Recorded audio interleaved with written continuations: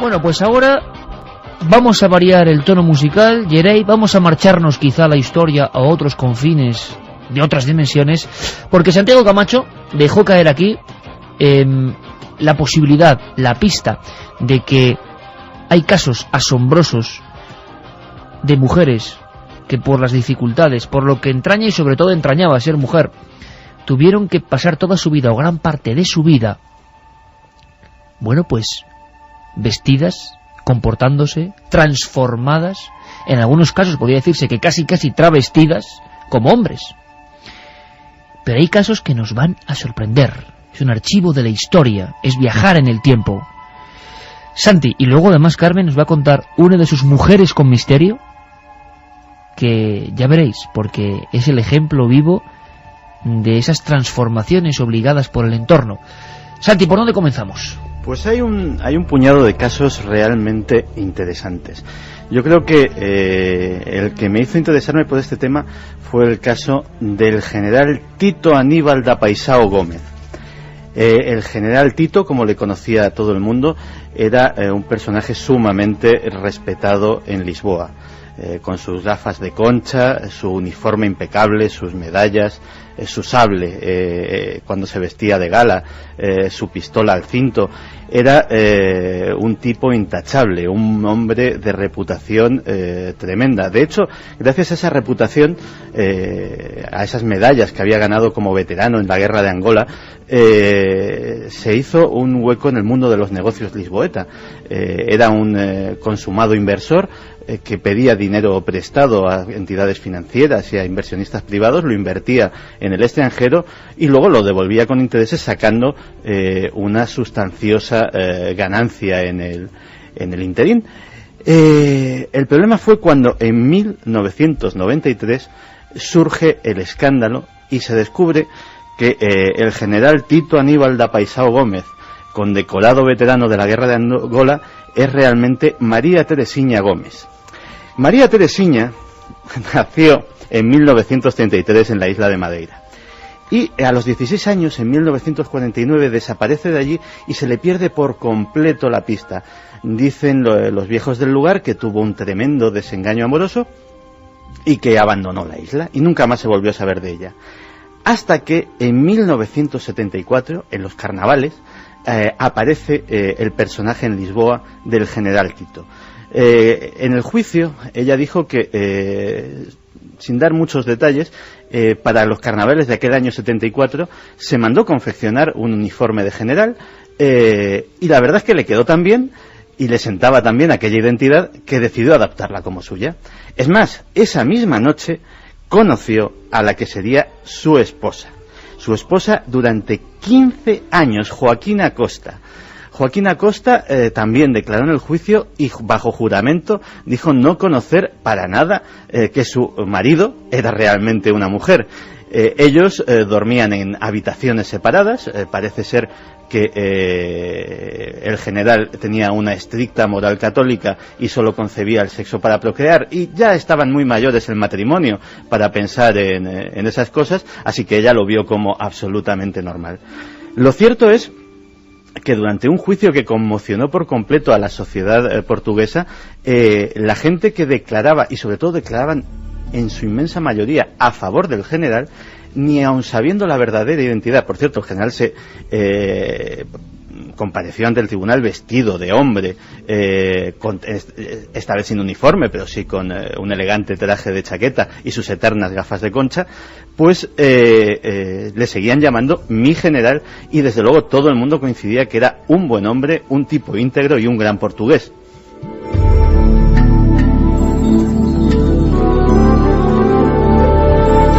¿15 años casado con una mujer? General, la tropa le respetaba y era Teresiña al final. Teresiña. Y la verdad es que Teresiña fue condenada a 3 años de cárcel, de los cuales no tuvo, por esa intachable conducta anterior, no tuvo que cumplir ninguno. Los cargos eran básicamente de estafa y sobre todo de suplantación de identidad, en este caso de un general. Y falleció recientemente, en 2004 creo recordar, en un pueblo retirado, ya lejos de la vida pública, conviviendo con otra mujer. Esto a la inversa recuerda a la gran película aquella del año 71, ¿os acordáis? Mi querida señorita, con una espectacular, yo creo que espectacular interpretación de José Luis López Vázquez, pero en este caso a la inversa, ¿no? Alguien que se hacía pasar por mujer, por señora de un pueblo y era hombre. A mí me recordaba mucho, porque la gente tenemos el concepto de que las mujeres no pueden ser guerreras. No hay cosa más absurda. Hay unos grabados que le invito a la gente que los busque a través de Google, que yo creo que tienen que estar en Google, que es de una reina que había en la antigua Nubia, Dodecachoenos, que hay grabados de ella de cómo le cortaba delante de su tropa, la que llevaba los ejércitos, cómo le cortaba la cabeza a los enemigos. Y está grabado en piedra en la ciudad. ¿Cómo se llamaba esta mujer? Dodecachoenos. Dodecachoenos iba delante con su ejército y le cortaba la cabeza a los enemigos delante de sus soldados, para que vieran su capacidad y su valor. Pero hay una clave importante, Juanje, siempre ese plus que tenía que tener la mujer en la antigüedad para equipararse, ¿no?, al hombre, tenía que demostrar más por todo el condicionamiento social que rodeaba. Hay más casos. Sí, fíjate, incluso casos en la ficción, pero que detallan una realidad. Uno de ellos es el teatro isabelino, la época de Shakespeare. En esa época solamente los hombres podían interpretar todos los papeles. Las Julietas eran hombres, las Lady Macbeth eran hombres al principio. Toda la panoplia de personajes femeninos, muy fuertes y muy intensos del teatro shakespeariano, fueron interpretados originalmente por hombres. Las mujeres no podían ejercer de actrices de teatro. En absoluto. Y de hecho hay una conocida película, Shakespeare enamorado, en la cual una mujer tiene la vocación de artista, la vocación de actriz, y decide cambiar las tornas y hacerse pasar por hombre para que le dejen hacer papeles de mujer. Silvia, no me placen demasiado. Tiene los dedos rojos de pelear y habla como un niño que recitara su lección. En la escena el amor no será amor verdadero mientras la ley obligue que sean petimetres con enaguas quienes interpreten el papel de heroínas. Y ha habido artistas que mucho más recientemente se han visto metidos en situaciones similares. La muerte de un discreto, conocido en los mundos de los expertos del jazz, pianista y saxofonista que se llamaba Billy Tipton, no hubiese llamado mucho la atención en 1989, salvo en esos círculos de iniciados, salvo porque cuando el médico fue a dictaminar la muerte de Billy Tipton, descubrió que Billy en realidad no era Billy, sino que era una mujer.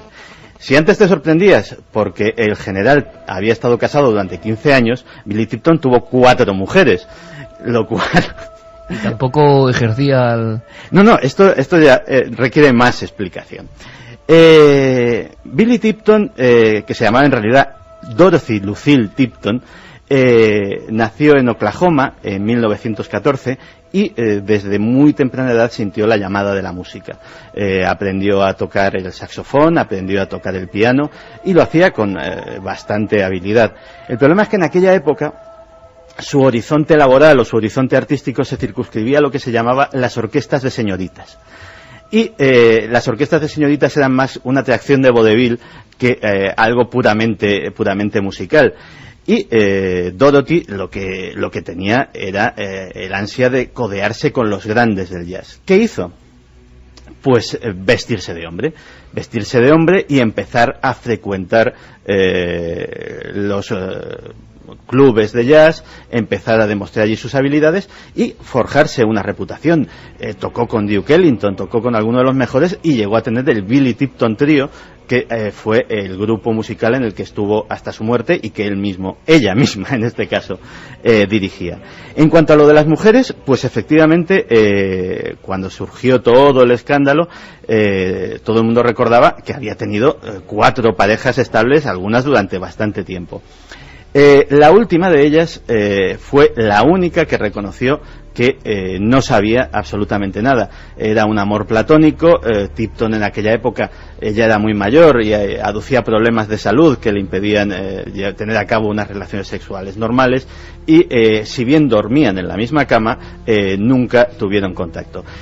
De las 3 restantes, la primera sí que confesó que había mantenido una relación lésbica absolutamente normal entre 2 mujeres, en este caso con el engaño de cara a la sociedad de que habían estado emparejadas con Billy Tipton, sino que habían tenido relaciones sexuales frecuentes y satisfactorias merced Dios sabe a qué artificios, decían ellas, se habló de un extraño suspensorio, de aditamentos ortopédicos de vaya usted a saber qué clase, que permitían a Billy Tipton pues cumplir con sus señoras como Dios manda. El caso es que la escasa discografía que dejó Tipton, a raíz de su muerte y del tremendo escándalo, cobró una cotización inmensa, y desde luego los discos de Billy Tipton a día de hoy se pueden encontrar, cosa que en otro caso probablemente no hubiese sido así. Yo recuerdo la historia de esa película Gentle, de Barbara Streisand, que expresa muy bien. Es una mujer judía, si no recuerdo mal, claro, que tiene que hacerse pasar por hombre porque ella tenía interés en conocer, en leer, en saber de la cultura, y era algo vedado. Entonces, yo ahora sí me gustaría hacer un homenaje sentido, yo creo, con esta música maravillosa que nos pone Yeray Martínez, porque hay que pensar, ¿no? ¿Cuánta gente, cuántas mujeres en este caso, han estado queriendo aprender, queriendo acceder al conocimiento, queriendo acceder a las artes, y sistemáticamente se les ha prohibido? ¿Y cuántas vocaciones han sido absolutamente aniquiladas, ¿no? Era imposible, y solo algunas. También hablamos un poco esta noche de la llamada interior, ¿no? Esa llamada interior era tan fuerte que les obligaba a cambiar su vida de raíz, a dejar de ser lo que eran, solo por esa llamada hacia el arte o el conocimiento. De verdad que es impresionante. ¿Más casos, Santiago? Uno más, porque si bien los otros dos podían tener un cierto barniz, digamos, frívolo, este es ciertamente dramático porque está impuesto por la más estricta necesidad, y sobre todo porque es actual, es completamente actual. En el Afganistán de los talibanes la vida era muy, muy, muy dura, especialmente para las mujeres.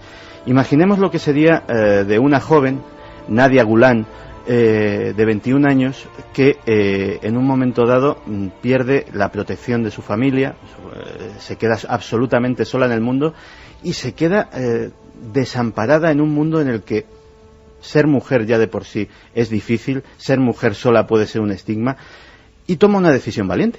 La decisión valiente es tomar la identidad de su hermano fallecido para poder trabajar, poder ganarse la vida como mecánico, como albañil, como podía, y así ir sobreviviendo.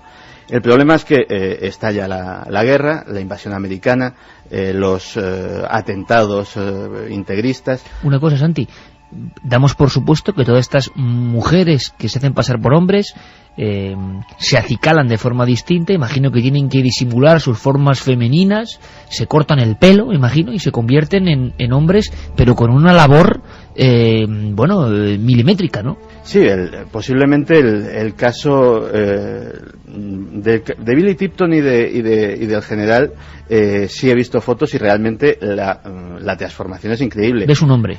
Tipton decían los que le conocieron durante todos esos años, que durante un largo periodo de tiempo llevaba bigote. O sea, llevaba un bigotillo fino de los que se llevaban en aquella época, estilo de Rolf Flynn,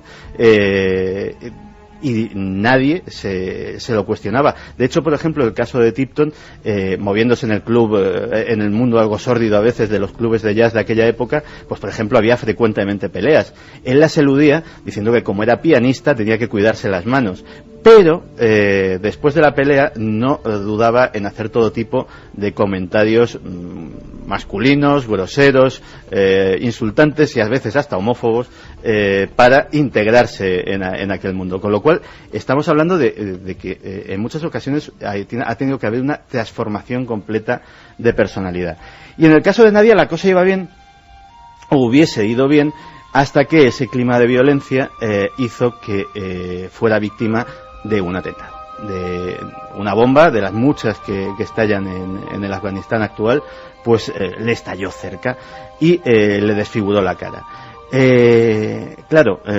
La historia es la siguiente.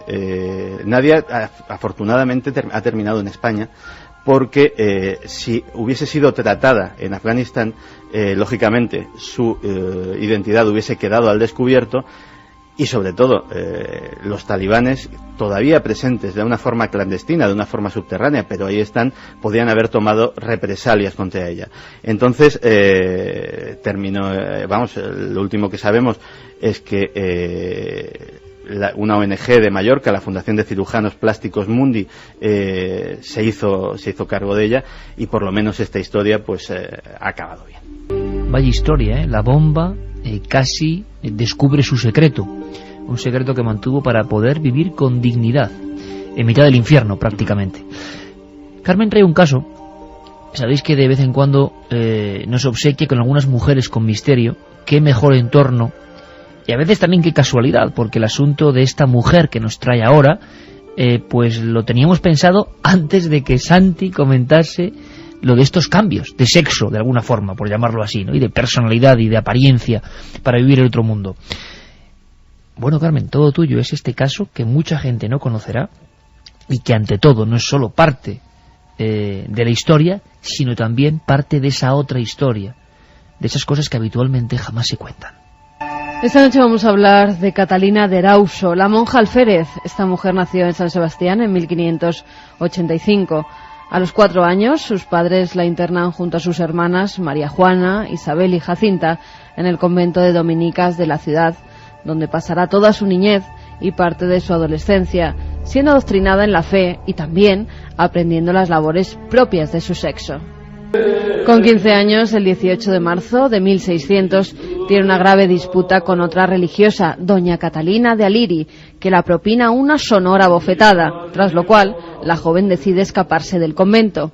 Como nunca había salido de los muros conventuales, no sabe a dónde dirigirse, por lo que coge unos ropajes del labriego y se echa al monte.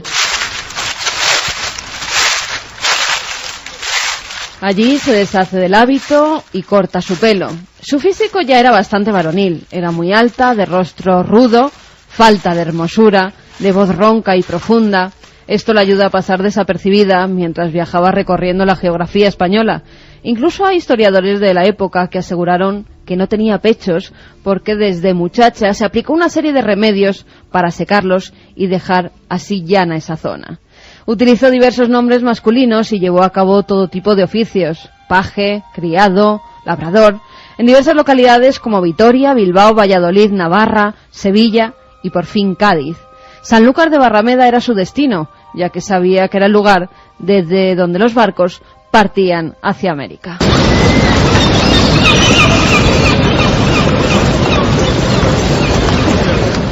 Logró un empleo de grumete en uno de los navíos que le llevó hasta Punta Araya, en Venezuela, de donde se dirige a Cartagena de Indias y de allí a Panamá. Allí permanecerá algunos meses para después emplearse con un mercader de Trujillo, en Perú, donde acabará convirtiéndose en soldado. Su valor y en muchos casos agresividad la llevaron a ganar muchas de las batallas en las que se vio comprometida. En 1619 viajó a Chile formando parte de las tropas que iban a luchar en la guerra de Arauco, donde gracias a su valentía en el campo de batalla la otorgaron el grado de alférez. Catalina era muy dada al juego y a las mujeres. Estuvo a punto de casarse 2 veces, pero siempre puso alguna excusa. Esto le trajo muchos problemas y muchas disputas. En una de ellas ejercía de padrino de otro alférez, Juan Silva, y al verse este herido, la mujer soldado cogió su espada y luchó con su contrincante, hiriéndole de muerte. Como se solía hacer en esas históricas reyertas, el moribundo chillaba su nombre, mientras el último hilo de vida se le escapaba. Cuando aquel nombre, que se desangraba en el suelo, gritó Miguel de Erauso, a Catalina se le heló la sangre. Acababa de matar a su propio hermano. Atravesó el desierto de Atacama, llegó hasta Lima y embarcó en la flota armada por Rodrigo de Mendoza. Fue herida de gravedad y pidió al obispo Fray Agustín de Carvajal, que se encontraba allí, que por favor la confesara. Fue entonces cuando le reveló que era mujer y que incluso había sido monja en su juventud. El religioso, perplejo por tan increíble historia, la hizo someterse a un riguroso reconocimiento médico llevado a cabo por varias matronas, que no solo confirmaron que era una mujer, sino que además en su informe apuntaron que era virgen. El obispo ordenó que la pusieran un hábito y la instaló en el convento de Santa Clara de Huamanga. Pronto la historia de la monja alférez se conoció en España y Felipe IV ordenó que regresara a nuestro país, a donde llegó el 1 de noviembre de 1624. El rey en persona la recibió y ratificó su grado de alférez, además de concederle una pensión anual de 800 escudos de por vida por los servicios prestados a la corona española. Después viajó a Roma. Allí el Papa Urbano VIII, y fijaos, luego decimos que la Iglesia muchas veces es retrógrada, ¿verdad? Y aquí la autoriza a seguir vistiendo ropas masculinas. Sería el primero de los casos de la historia de la Iglesia conocida donde a una mujer la autorizan a vestir de hombre. En 1630 se traslada a México. Allí regenta un negocio de transporte de mercancías y muere en Cuitaixal en 1650 con el nombre de Antonio de Erauso.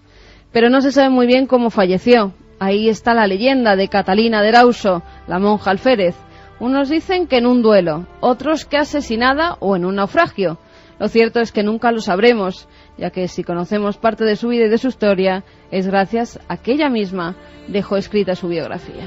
No deja de ser curioso, Santi y Juanje, que muchas de estas historias que son de película y es la magia de nuestra historia, ¿no?, que siempre intentamos recuperar y vivir de otra forma aquí en Milenio 3 con todos vosotros en la cadena SER, no deja de ser curioso que algunos de los casos que hemos contado tengan que ver con lo militar, con lo guerrero, es decir, lo menos femenino entre comillas, que se entienda, como decía antes Juanje, ¿no? Pero casos donde tenían que mostrar una tremenda ferocidad, imponerse a los demás, y lo hacían. No precisamente elegían gremios donde, bueno, pasar más o menos artesanía. No, guerreras en muchos casos. Sí, hay una cosa curiosa, y luego si da tiempo que haga la sección sobre el tema de los tuareg, lo veréis, lo volveré a contar. Y es normalmente, pues ha habido una discusión antropológica muy grande sobre si existieron alguna vez o no culturas matriarcales, o sea, donde realmente la mujer llevase las armas, el poder y todo esto.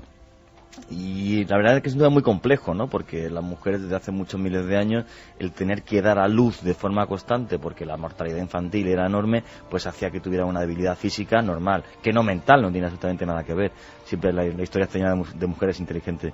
Pero, por ejemplo, entre los tuareg, que es una tribu completamente guerrera, el matriarcado no es una cosa que simplemente se entienda, es que la propiedad privada solo pasa de mujeres, de madres a hijas. Los hombres no tienen propiedad privada. Pero eso lo vas a contar luego, porque además vamos a tener cortes y declaraciones de un invitado de excepción como Alberto Vázquez Figueroa. Sí. Luego lo contamos, Santi. Además es cierto, porque había un caso que me he dejado en el tintero, porque no conozco en tanto detalle la biografía, pero que es también guerrera y española. Antonia María de Soto. Antonia María de Soto, en pleno siglo XVIII, en una época en que había piratas, en que hubo una guerra contra Francia, la batalla de San Vicente, etcétera, etcétera, tenía la vocación de ser soldado de infantería de marina, ni más ni menos. Y, claro, en aquella época, primero, ser soldado mujer, absolutamente prohibido, pero es que encima la superstición marinera de que traía mala suerte, malfario, tener mujeres a bordo, estaba en plena vigencia. Pues durante también un periodo de 15 años, Antonia María fue una soldado de infantería de marina feroz en esos abordajes de las películas de piratas. O sea, en primera línea, nada de retaguardia. Cuchillo en boca, sable en mano.